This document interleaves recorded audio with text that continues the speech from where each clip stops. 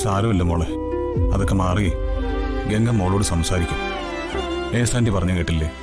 അതെ മോളെ, മോള് നല്ലോണം പ്രാർത്ഥിക്ക്, അസുഖമൊക്കെ വേഗം മാറും. ശരിയാ അച്ഛാ, ശ്രീ മഹേശ്വരനോട് പ്രാർത്ഥിച്ച ഗംഗയുടെ അസുഖം മാറും. നമുക്ക് അമ്പലത്തിൽ പോവാം. അതെങ്ങനെ മോളെ? ഗംഗ ഇവിടെ തനിച്ചല്ലേ, പിന്നെ എങ്ങനെയാ നമ്മൾ പുറത്തു പോകുന്നത്? സാറും മോളും പൊക്കോളൂ, മേഡത്തിനെ ഞാൻ നോക്കിക്കോളാം. ഏയ് സാരമില്ല, ഗംഗയെ തനിച്ചാക്കി പോയാൽ ശരിയാവില്ല. അച്ഛൻ നമുക്ക് പോണം. ശ്രീ മഹേശ്വരനോട് പ്രാർത്ഥിച്ച അസുഖം മാറും. ഗംഗ അങ്ങനെയാ പറഞ്ഞത്. ശരി, അച്ഛൻ വീട്ടിലേക്കൊന്ന് വിളിക്കട്ടെ. അവിടെ നിന്ന് ആരെങ്കിലും വരികയാണെങ്കിൽ നമുക്ക് പോവാം. വേഗം വിളിക്കേ.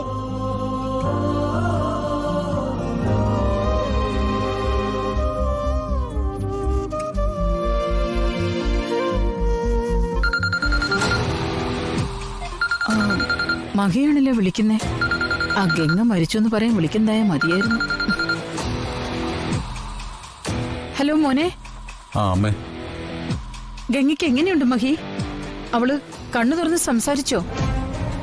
ഇല്ലമ്മേ, ഒരു മാറ്റവുമില്ല. ശോ, എന്തൊരു കഷ്ടകാലം മോനെ ഇത്. പാവം ഗംഗ. ഞാൻ അവൾക്ക് വേണ്ടി നേർച്ചയായിരുന്നു പ്രാർത്ഥിക്കുകയായിരുന്നു. ആ കാര്യം പറയാനാ ഞാൻ വിളിച്ചത്. അമ്മയ്ക്കൊന്നും ഇവിടെ വരെ വരാൻ പറ്റുമോ? എനിക്കും മകനോടൊന്ന് ക്ഷേത്രത്തിൽ പോണായിരുന്നു. അയ്യോ മോനെ, അമ്മയ്ക്ക് തീരെ വയ്യ. ഹോസ്പിറ്റലിൽ കിടന്നേ പിന്നെ പഴയതുപോലെ ആരോഗ്യമൊന്നുമില്ല. അതിന്റെ കൂടെ ഗംഗയുടെ കാര്യം കൂടി അറിഞ്ഞതു മുതൽ ശരീരം തളരുന്നത് പോലെ. ഈ അവസ്ഥയിൽ ഞാൻ വന്നാൽ എന്നെ കൂടി അവിടെ അഡ്മിറ്റ് ചെയ്യേണ്ടി വരുമെന്നാ തോന്നുന്നേ. എങ്കിൽ അമ്മ വരണ്ട, റെസ്റ്റ് എടുത്തോളൂ. എനിക്ക് തീരെ വയ്യാത്തതുകൊണ്ടാ. പിന്നെ ഗംഗയ്ക്ക് വേണ്ടി പ്രാർത്ഥിക്കാൻ നിങ്ങൾ പ്രത്യേകം പോകേണ്ട കാര്യമൊന്നുമില്ല.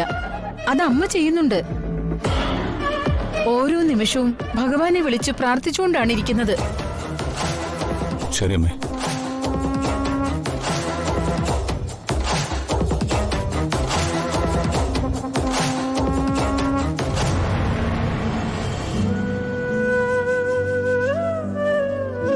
അച്ഛമ്മയ്ക്ക് വയ്യല്ലോ മോളെ, അതുകൊണ്ട് അച്ഛമ്മ വരില്ല.